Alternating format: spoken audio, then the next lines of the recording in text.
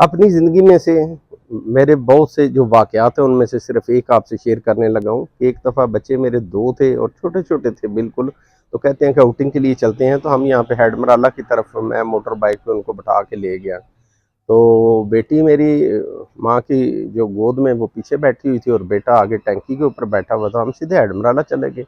अभी हेडमराला वहाँ पे जाके रुके नहीं, तो एक लड़का आया जिसके गले के अंदर इतना सेंटर से मोटा साँप और काफ़ी लंबा साँप उसने उठाया हुआ था। तो कहता है कि अंकल आप मुझे ना थोड़े पैसे दें, मैंने इसको दूध पिलाना है, मैंने इसको दूध पिलाना है। मैंने उसको कहा थोड़ा मेरे से दूर रखो, मुझे डर लगता है, तो प्लीज़ मेरे जो है ना इसको करीब ना लेके आना।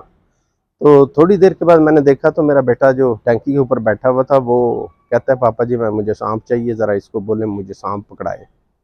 तो मैं खुद तो डरा भी हुआ था, लेकिन मुझे ये भी पूरा यकीन था कि ये साँप ज़हरीला भी नहीं है, लेकिन इसके बावजूद मैं तो भाई जो डर बचपन में डल गया हुआ है हमारे, वो तो निकल नहीं सकता। खैर मैंने उस बच्चे को बोला जिसने साँप उठाया हुआ था, मैंने कहा ये मेरे बेटे को ज़रा साँप पकड़ाओ, तो मेरे बेटे ने साँप सारे का सारा गोदी में रख लिया टंकी के ऊपर। तो एक हाथ के अंदर साँप का मुँह पकड़ा हुआ है और दूसरे से दुम पकड़ी हुई है, और मैं समझ रहा था कि मेरा तो खैर रंग पहले ही जो पीला ज़र्द होया हुआ था डर से। तो मैंने कहा कि कहीं बेटा भी ना डर जाए, तो मैंने जब उसके चेहरे पे देखा तो एक अजीब-सी शैतानी-सी मुस्कुराहट थी उसके चेहरे पर, तो मुझे हाथ से आँख से इशारा करता है पापा जान, ऐसे करके। वो यानी इसका मतलब ये था कि मोटरसाइकिल दौड़ा लें, हम साँप लेके तो घर चले जाते हैं। तो मैंने कहा खुदा के बंदे इसको वापस करो साँप।